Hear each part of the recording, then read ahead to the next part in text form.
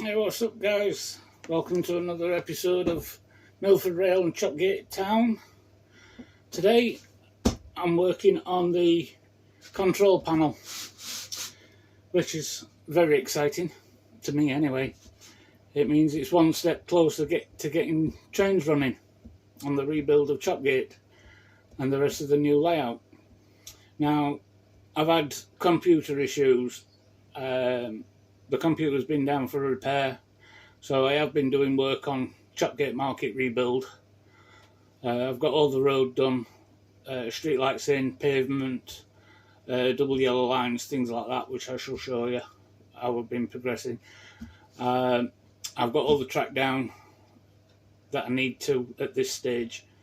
Things are looking good, progressing nice and steady. So yeah, let me show you what I've been doing. So I've made a start on this control panel. This was the big control panel off the old layout, which I'm using the same frame. It's a new top that I've put on. I've already started doing things on it. I didn't decide to video it until just now. So bring you in a bit closer. So I've already drilled the holes. I've started putting the switches in, which are double throw, double pole, because I'll be using two different controllers for the same piece of track, wiring it cap control. I've already put the screws in for the point control. So yeah, I'll carry on putting these switches in. And inside, if I can get inside, is the remains of the old control panel.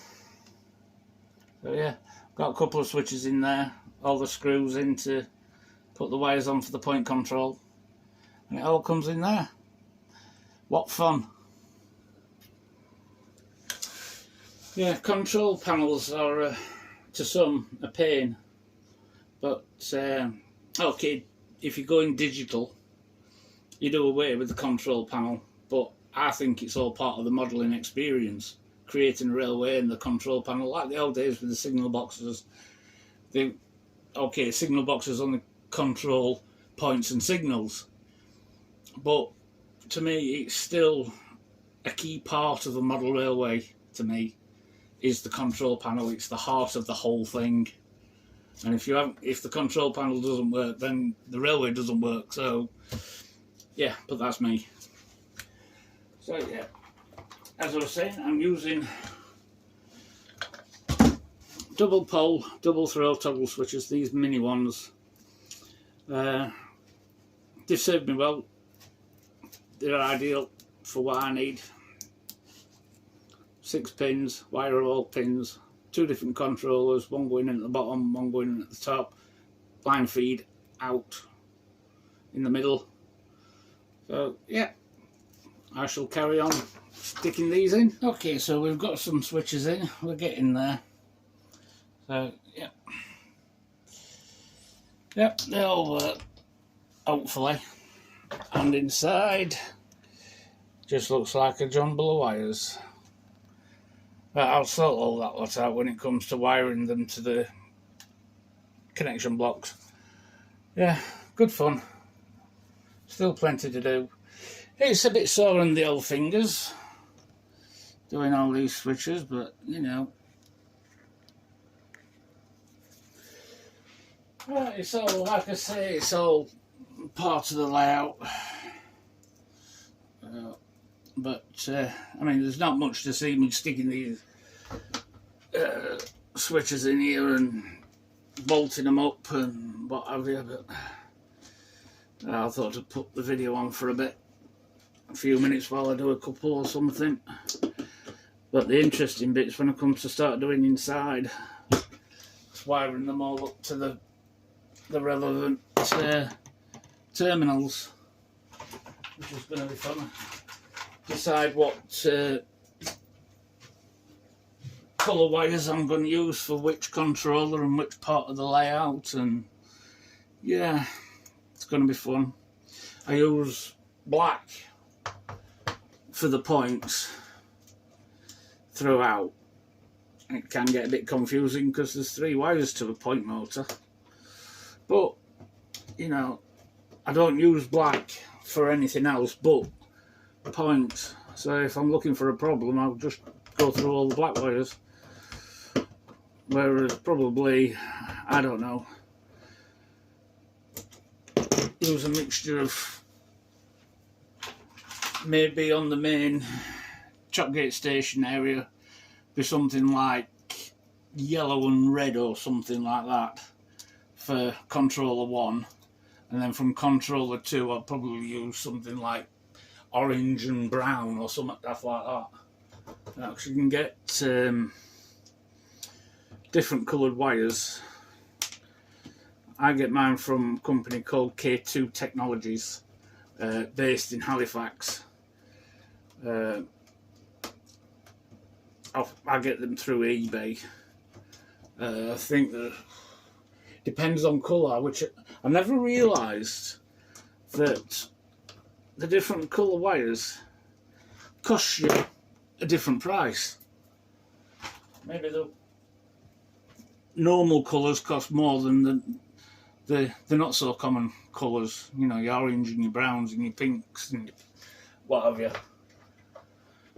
So, but yeah, I get them from 2K Technologies, based in Halifax. Find them on eBay.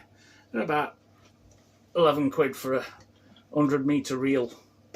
I can assure you, on these layouts I've got through some cable. When I had the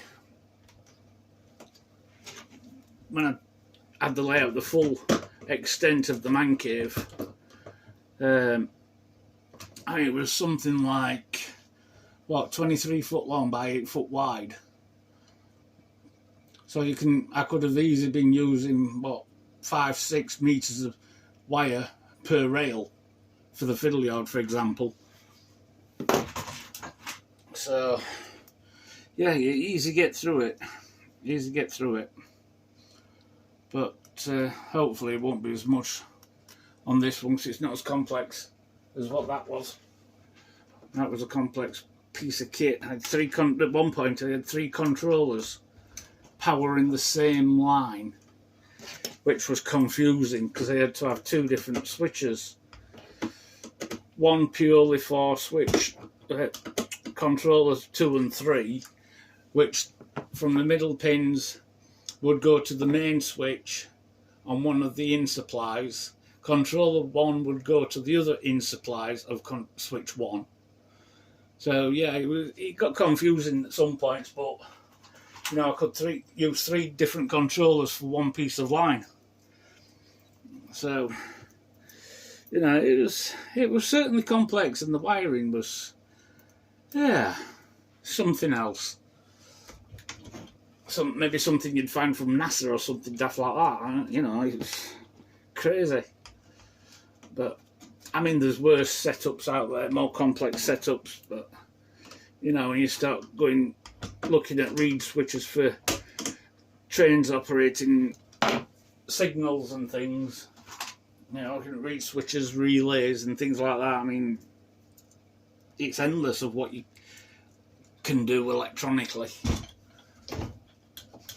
So, I mean, I never went down the relay road. I would have liked to put reed switches in to control the signals, but having to fit magnets and what have you to the certain stock, and you know, I just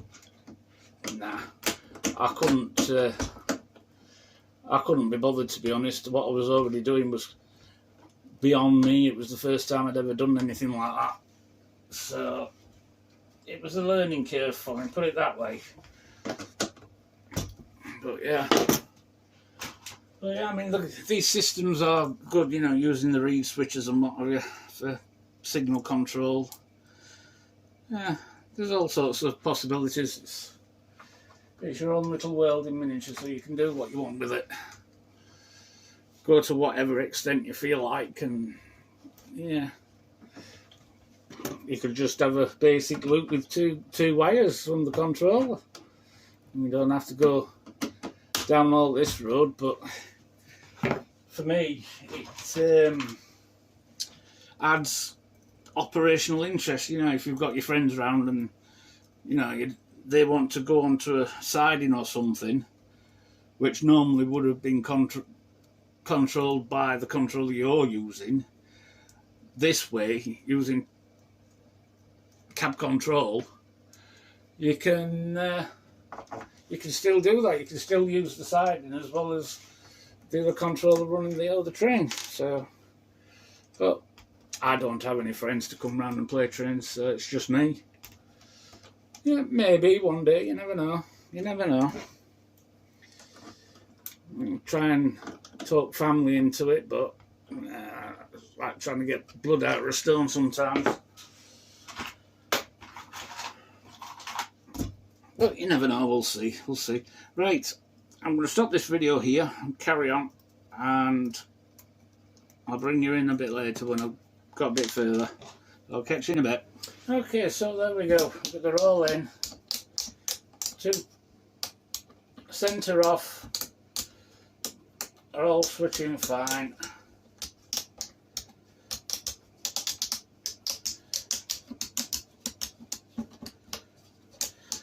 Yeah, forgot to mention before, some of these switches, especially these lighter blue ones, I've got darker blue ones.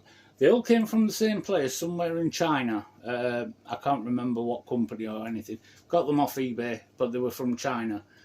And I'd found out that the lighter blue ones, there's something to do with the plastic that they used.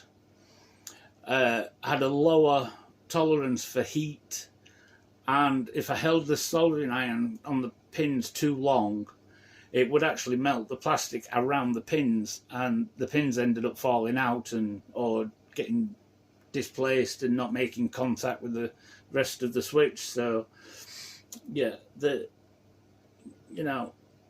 I've got used to them now, so I just don't hold the soldering iron on as long, but they still work, they're still fine. But I prefer to use the darker blue ones, so that's what I've fitted most of. See, all the darker blue ones. So anyway, next job, which I'm not going to do today. I've had a busy day, which more than likely will be at some point on Sunday, maybe. Next job is to work out what colours I'm going to use. This bottom block down here, you can just see it, is me controller in point. So I've decided what colours to use and take a feed from those to, as I'm looking at the switches, the bottom of the two colours, and wire everyone in loop. And then when that's done, the middle two wires I'll do, and these will come to this row of connectors down here, which are my isolators.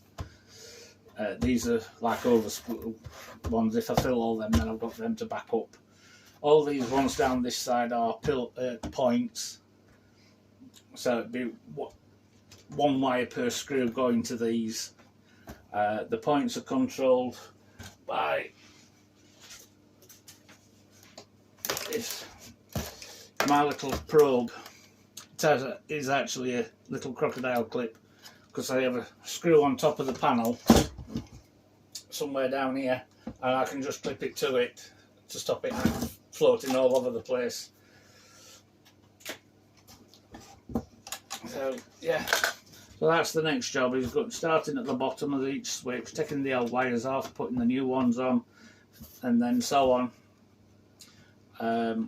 I go from bottom ones from one switch to the other, working along, and then the middle ones come to this side, as I said, and then the top switches is the next colour, which will be from the next controller, go on the top, and I'll just follow along in series again.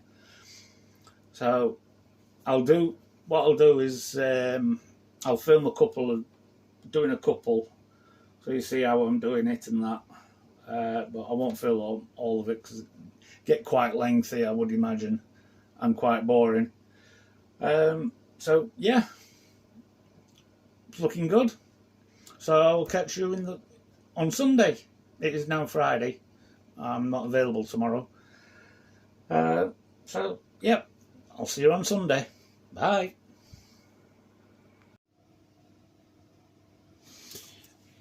Hi guys, it's not Sunday today, it's actually Monday. I was very busy yesterday. I didn't get a chance to do much on the control panel, but as you can see, I've already been tackling the wiring. I've decided that the secondary supply is going to be yellow and blue wire. The main colours, I do apologise, I'm getting myself confused now. It's yellow and green is the secondary. The main circuit will be red and blue. That's right, got it right this time. Ah dear, so yeah, it's been one of them days. It's one of those days. Anyway, as I say, I've done a bit. I've started to put the yellow in on one of the contacts on these double pole, double throw switches. They've got 6 pins, and just using the 2 outer ones at the moment. I've put a couple of black wires in for a couple of points. I'll show you how I do those as well shortly. But I've just made this length of wire up, soldered a few points on, cut it to size. It's for these 5, is that 1, 2, 3, 4, 5? These last 5 to do, so I thought I'd bring you in, try and show you how I'm doing it. But as you know, I'm a beginner and I've only got my mobile phone as a camera, so I've just twisted that onto the wire. So, bit of solder. Not soda, solder. Never mind that. It's just one of those days. Trim the end off. Now, the tricky bit, soldering all these contacts on these wires to the pins on the switches, which can be difficult because it all depends how close your switches are together. The closer they are, the more of a pain they are. Especially these ones on the back down there, they were difficult. So I'm going to move you in a bit closer, see if you can see a bit better what I'm doing. Right, somewhere about there maybe. Right, why isn't this tilting? Oh, excuse me. That's better. That's better. Right, my favourite bent nose pliers come in very handy. So I need to bend that a bit because it's got solder on it, and then somehow I need to work into that sort of position and hold it on the pin, soldering iron, not all the solder, all the steam, smoke, whatever you want to call it, coming off the iron. I don't know if you saw that. Something like that.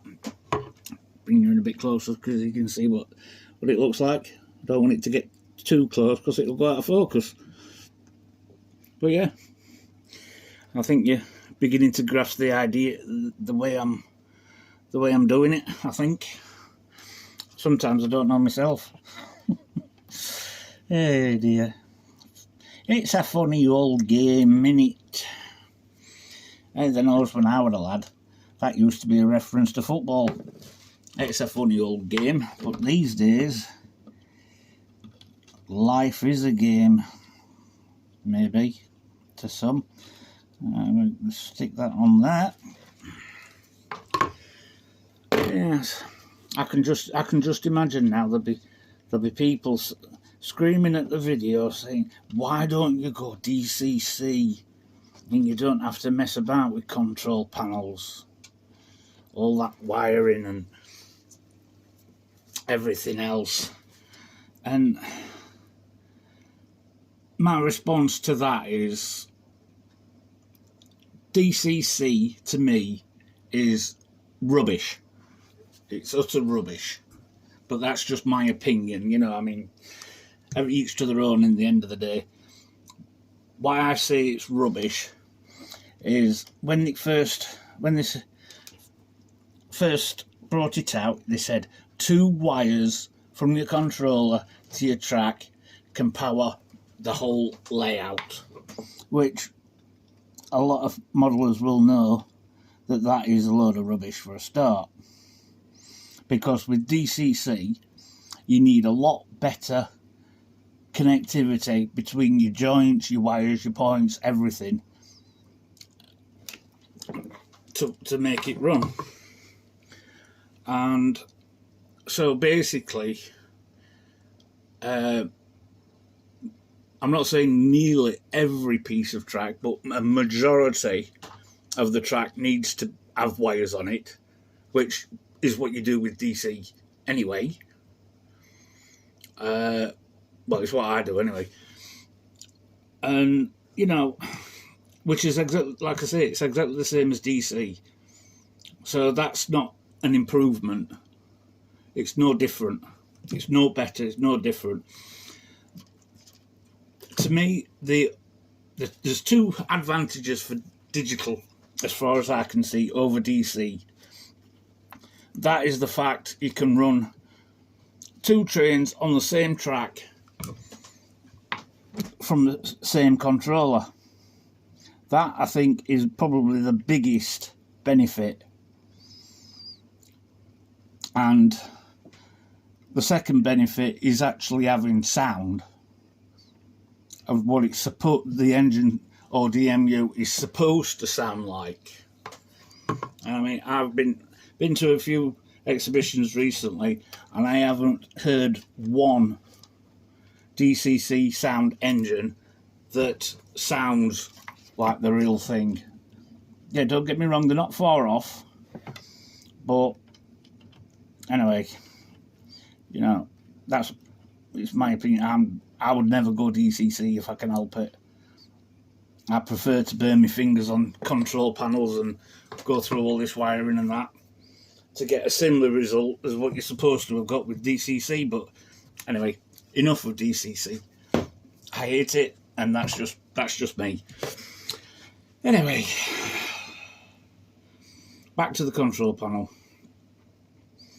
Right, so we've got this area is all done for the yellow. I've left an extra bit for the rest, the next lot of switches that goes on for the rest of the layout. This is only for Chopgate itself. So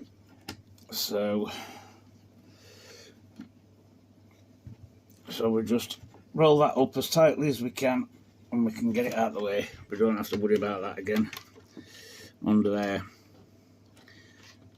So yeah, there we go. Right, I'll get sorted out and I'll do a couple of point wires just to show you how I do them. Okay, right, we're going to have a look at how I do my excuse me, point control. Now I use CDUs, capacitor discharge units, on like a stud and probe. The only difference is my studs are little screws, cleaned up, because practicing as you do, you learn from your mistakes, that sort of thing. I found out that the solder was a pain to get stuck to a screw without doing anything to the screw. So I had to use my mini drill and clean up the screw as best as I could. You know, got rid of the thread off the bottom of each screw as much as I could, and the solder would stick fine. So yeah, we've got little screws, 2 for each point, and if you're doing a crossover, if you see CDU has got enough power, it will throw 2 point motors at once. So you still only need 2 screws for the 2 points. Normally it's just 2 screws per point. And that's what we've got here, these, if you can see them. or representing the points on the other side on the plan. So all my points are wired black wire. So we've got nice piece of black wire, and I bare off about an inch of the wire and just cover it in solder. Unfortunately, my soldering iron's behind the camera, so I'll just do that.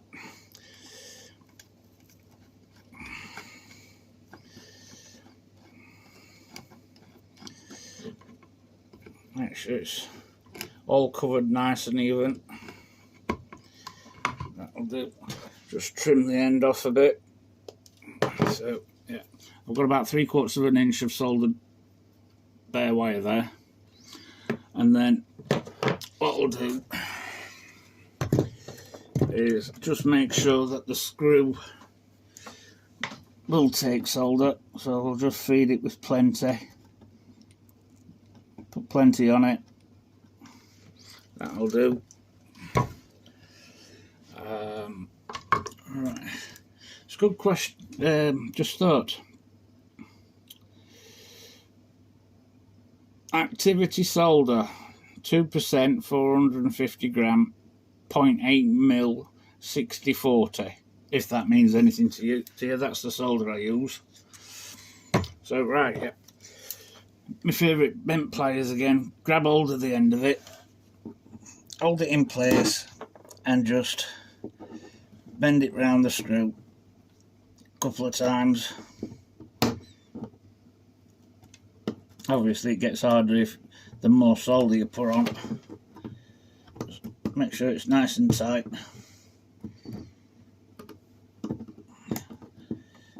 I hope you can see this. There we are. So it stays on, and then back with the soldering iron and solder, and just heat the whole thing up, the wire, the screw, the lot. Put more solder on, make sure there's plenty on, and then it's not going to come off. And there we go, nice and tight. That's not going anywhere. And that's my points. That's how I do my points, which will go to the rest of the panel on this side. And then on the other side, when I want to change the point, I'll just come along with my probe, which is just like a crocodile clip sort of things on a piece of wire, and jobs are good. Throws the point. So yeah, well, that's all I'm going to show you for now. I'm going to carry on. It's going to take me a while because I'm not available for the rest of the week. So when you'll get this, I'm not sure, but hopefully it won't be too long. Still got problems with me PC, so I'm going to try and do them on my laptop, the videos and that. And yeah, you know, I'll keep it up to date through my Facebook group page as well, which I'll put a link in the description of this video or my other videos when I can get them uploaded. So it'd be much appreciated if you'd like and subscribe to this channel. It means I know I'm doing something right. And any comments, just stick them down in there, stick them down below, and see how we go. Thanks for joining us again, and you're all take care, and I'll catch you on the next video. See ya. Hey, what's up everyone? Hope you're all well. Right, you find me in a rather unusual position. It's a bit spooky under here. I'm under the layout. Above us is Milford Rail and Chopgate Town. I did start to do the wiring video, but one thing led to another, and I didn't get much time to film anything, let alone do the wiring.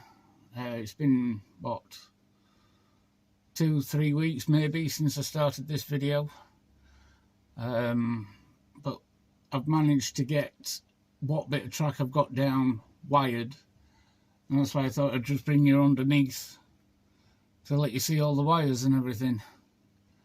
So yeah, it's been fun, but at least what track is down is now working. As you can see, we've got all the all the wires, it's all colour coded, well, kind of colour coded. Points are all black. These are the power feeds coming from the controller and the CDU, which is just up there on the control panel board, controller board. The isolators are all yellow and green for that section of the layout. There will be others colours to do, but yeah, it's not looking too bad at the moment. There's not many wires there. Excuse the shaky movements. Let's see them all. All the wires going into the back of the control panel, which is on runners. If you can see up there, the little red light is the CDU, fully charged, waiting to go. And yeah, underneath the layout. So yeah, I'll take you top side and show you what I've done to the control panel.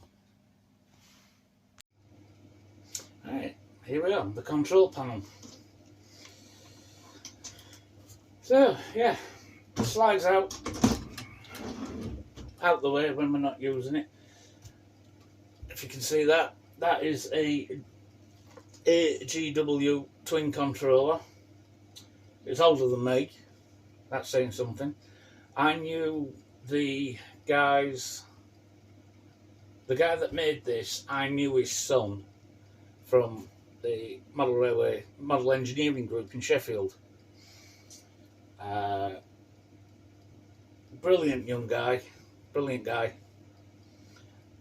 You know, anything electronics, you know, he didn't know. Brilliant. And obviously his dad built these controllers. He died a while ago, when I lived in Sheffield. Anyway, back to the control panel. All the switches, all the screw and probe, if you like, for the point control, all now works. Double throw, double pole switches, as I said earlier. To be powered by the AGW, all controllers pull forward. I've got a second controller just to put in over there. In this space here somewhere, there's going to be another controller, which will be connected to the panel, and you will be able to use either controller for that stretch of line. And I've got my little wire for point control, all throwing nicely. It's just a crocodile clip on a piece of cable. Inside